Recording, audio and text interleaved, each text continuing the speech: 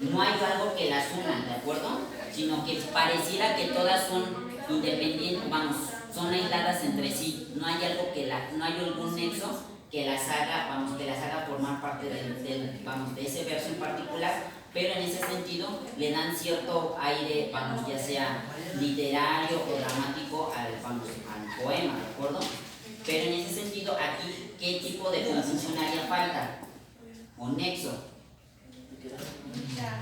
Desmayarse, atreverse, estar furioso, áspero, tierno, liberal, esquivo, alentado, mortal, difunto, vivo, leal, traidor, cobarde. ¿Qué tipo de función o nexo haría falta? Pero más de la dañada. O áspero o tierno, liberal y esquivo, alentado o mortal, ¿de acuerdo? Entonces, leal o traidor, cobarde y animoso, ¿no? Entonces, este asíndeton implica esa omisión de los nexos o conjunciones, ¿de acuerdo? Y nos presenta una serie de palabras que en primera instancia pudieran no estar relacionadas entre sí, ¿de acuerdo? Polisíndeton.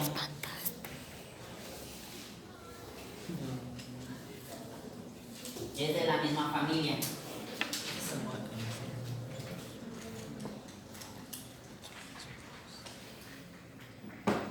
Si en el asíndeton era la falta de conjunciones, ¿qué creen que sea el polisíndeton? Muchas conjunciones. Exactamente, son conjunciones innecesarias, ¿de acuerdo? En los versos.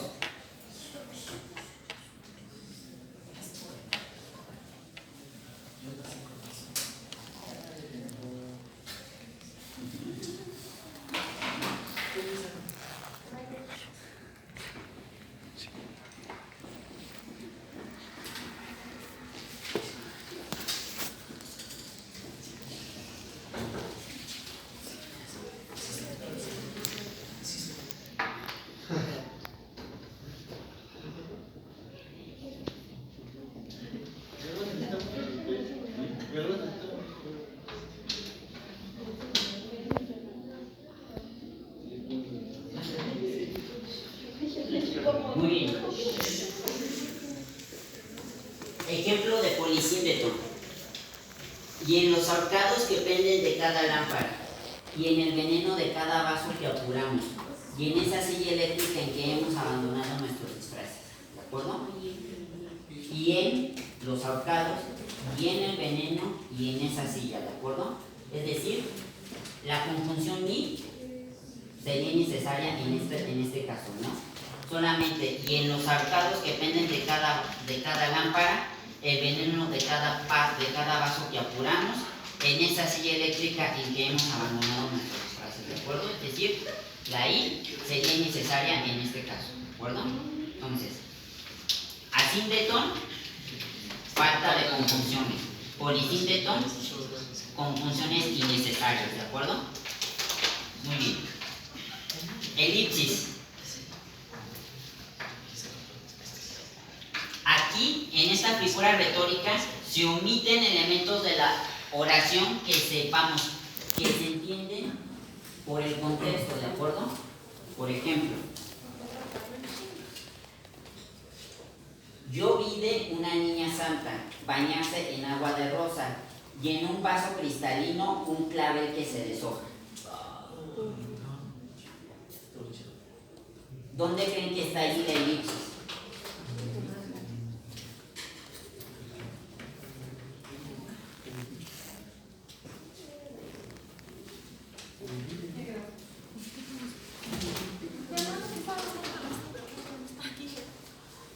La maestra Nadia se tuvo que retirar por cuestiones de salud.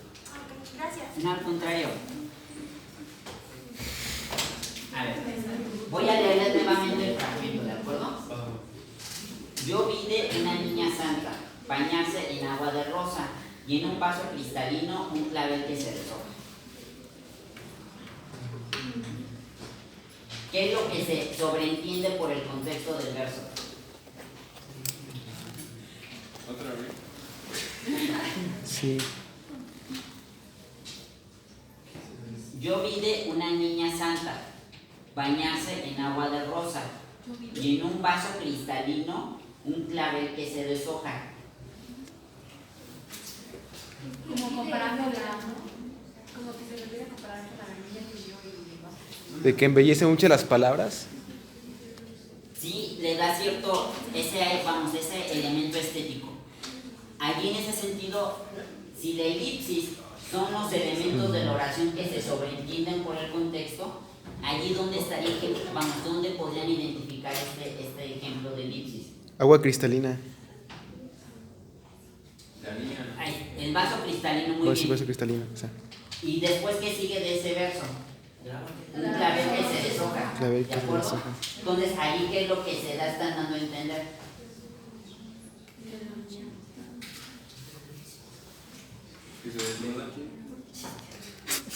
Que quien está observando, que quien está haciendo la descripción, está viendo el clavel rojo en ese vaso, ¿de acuerdo? Por ejemplo, y en un vaso cristalino, un clavel que se deshoja. Es decir, y en un vaso cristalino yo vi un clavel que se deshoja, ¿de acuerdo? No, que se está curando. De acuerdo. Ay, como que le faltó el mí.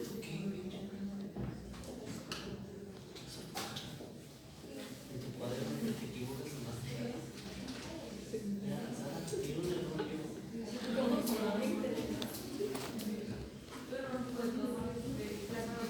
Es decir, a ver, el verso es así, y en un vaso cristalino un clavel que se deshoja, ¿de acuerdo?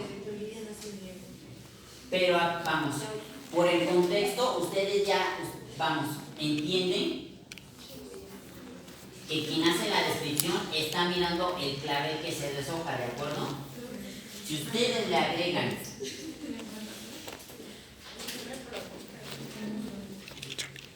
yo vi, entonces ya se entiende ya de manera completa. Y en un vaso cristalino yo vi un clavel que se deshoja, ¿de acuerdo?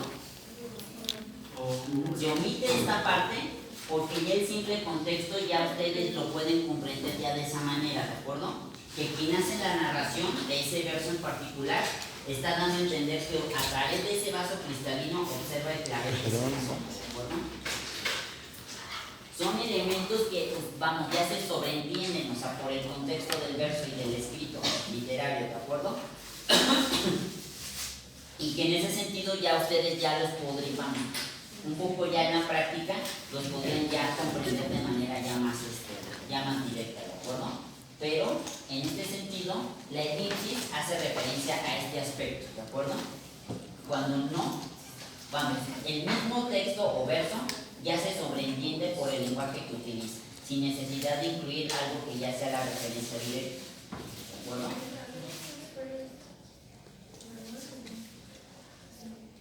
Siguiente figura sintáctica es la apóstrofe. ¿Qué implica la apóstrofe? Es una interrupción momentánea que se hace en un escrito para dirigirse a una persona que puede estar presente o ausente, ¿de acuerdo? ¿Cómo lo podemos ejemplificar? Voy a leerles el siguiente fragmento. Sepúltame contigo, no esperes de mí un impulso. He sido siempre solamente un cajón con un espejo y vidrios de colores, ¿de acuerdo? Sepúltame contigo, se hace una breve interrupción y a partir de ahí se continúa con el verso. No esperes de mí un impulso, he sido siempre solamente un cajón con un espejo y vidrios de colores, ¿de acuerdo? Es decir, sepúltame contigo, es decir, yo me estoy dirigiendo a alguien, no sé a quién, ¿de acuerdo? Pero en ese sentido hago una pausa para darle a conocer mi mensaje. No esperes de mí un impulso, he sido solamente un cajón con un espejo y vidrios de colores, ¿de acuerdo? Ese es el mensaje que yo le estoy dando o que quiero transmitir a esa persona invisible o que creo que existe en cierta parte de nuestra mente, ¿no? De nuestro pensamiento. esta precisamente es la función del apóstrofe, ¿de acuerdo? Dirigirse, hacer una pequeña pausa o interrupción para dirigirse a alguien, ya sea una persona o a un objeto, ¿de acuerdo? Pero haciendo énfasis al inicio del verso sobre la manera en cómo se dirige, ¿no? Aquí en este sentido expresa, sepúltame contigo, ¿de acuerdo? Y posteriormente continúa, no esperes de mí un impulso, solamente soy un cajón, he sido siempre solamente un cajón con vidrios y con espejo y vidrios de colores, ¿de acuerdo? Y la voz, creo que se puede, como la declaración, se hace por medio de un punto, una coma o así en medio de... Puede ser a través de una coma o de un punto, ¿de acuerdo? Entonces, cualquiera de esos dos elementos, signos de puntuación, los puedes tú ya identificar para observar el mensaje que se transmite a esa persona o a ese objeto, pero sobre todo al inicio del verso, cómo es que se dirige hacia él, ¿no? De manera poética, literaria, dramática, es decir, cada verso y cada texto cumplen esa función específica para transmitir ese mensaje, ¿no? Estas son las figuras retóricas que se ubican en el nivel sintáctico, ¿no? ¿Por qué? Porque hacen énfasis en estos elementos de tipo textual que pueden ser innecesarios o que hacen alusión a diversas estructuras de tipo gramatical que les dan cierto énfasis al verso y al texto, ¿de acuerdo? Salud. Gracias. ¿Tienen alguna duda de estas figuras sintácticas? ¿Alguna que les haya generado cierta duda? La tercera no me quedó muy clara. Encabalgamiento. El encabalgamiento es una figura retórica muy, no es compleja. Implica que cuando tú escribes un verso y no lo terminas completamente, lo continúas en el siguiente, ¿no? Es decir, se hace un corte. ¿De acuerdo? A lo mejor tú querías poner, por ejemplo, no sé sobras de quién fueron, pero según imagino, ¿no? Lo querías poner solamente en un solo verso. Pero como ya no te cupo, continúas en el siguiente. ¿De acuerdo? Haces el corte aquí y continúas en el siguiente verso. Pero ¿cómo sé que, bueno, si estoy analizando, por ejemplo, un poema, cómo sé que realmente esa era la figura que se utilizó y que no era para, por ejemplo, para la métrica de la estrofa? Vamos. En el ejemplo que les compartí anteriormente,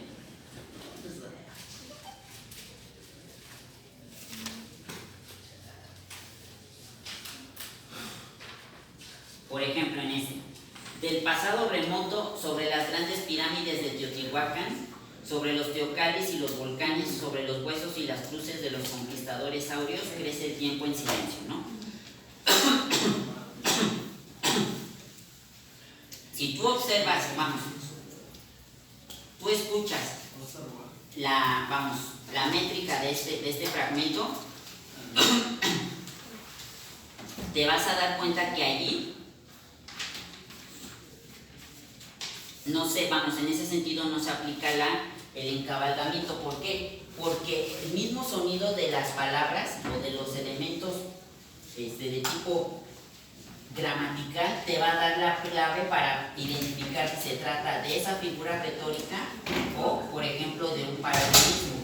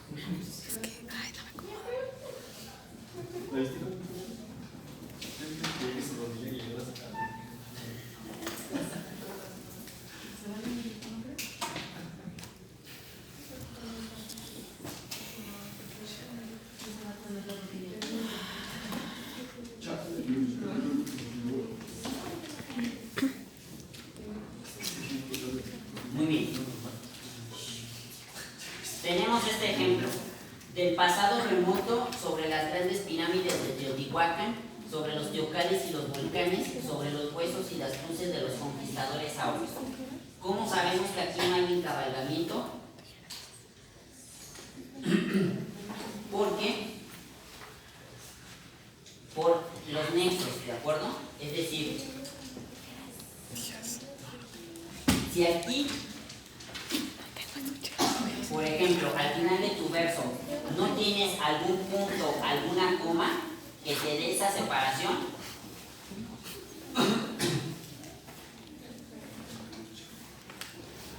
eso te indica que el verso cumple que el verso tiene la característica de que continúa en la siguiente línea, es decir, aquí no hay un corte. ¿Por qué? Por la misma estructura. Del pasado remoto sobre las grandes pirámides de Teotihuacán, sobre los teocallis y los volcanes. Es decir,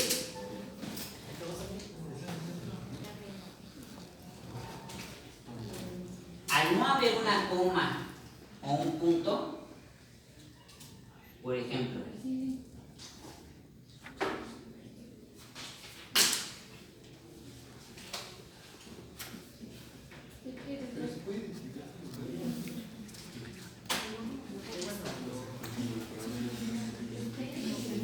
tenemos del pasado remoto. En este verso no hay una coma, ¿de acuerdo? En ese sentido, no hay un elemento que represente el corte del primer verso con el siguiente, ¿de acuerdo? Por ello es que se continúa la descripción en la siguiente línea de texto, ¿de acuerdo? Y igualmente, como al final de cada verso no hay algún signo de puntuación, punto o coma, la coma solita o el punto, el texto en ese sentido puede continuar en las siguientes líneas sin hacer ese corte repentino. ¿De acuerdo? ¿Por qué? Habría encabalgamiento si yo hubiera puesto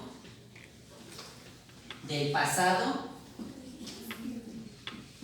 remoto, ¿de acuerdo? Es decir, que esta palabra lo hubiera puesto en la siguiente línea de texto, continúo sobre las grandes pirámides y el de, exactamente, ¿de acuerdo?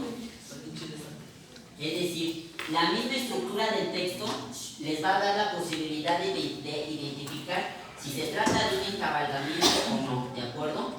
Pero en este sentido, este ejemplo en particular no lo ejemplifica. ¿Por qué? Porque aquí el orden ya de la misma estructura del verso te indica que así como tal es la estructura, cumple el texto, su lectura, así implica el orden y la secuencia de las palabras, ¿de acuerdo? Solamente si ustedes identifican que el corte es muy abrupto en cuanto a una palabra con la siguiente, entonces ahí sí ya se trata de esa figura retórica del encabalgamiento.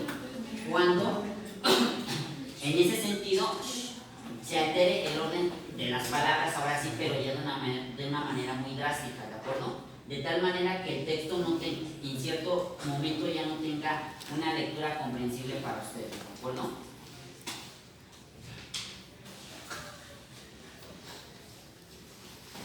Muy bien.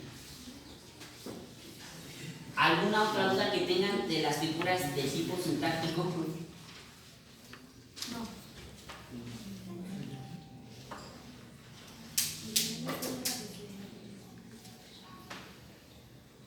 ¿Ninguna duda?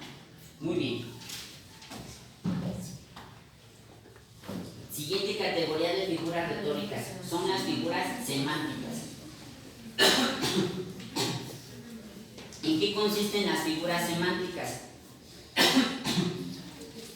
Son las que modifican el sentido de las palabras, ¿de acuerdo? Es decir, cuando las palabras le dan un toque, de tipo metafórico, sarcástico, o ya sea de algún otro tipo que haga que el texto adquiera un sentido del que originalmente se proponía, ¿de acuerdo? A través de ciertos recursos de tipo textual o incluso fónico que le pueden dar esa característica particular. El primero es el epíteto, ¿de acuerdo? El epíteto es el uso de adjetivos innecesarios que no ofrecen información complementaria, ¿de acuerdo? Por ejemplo,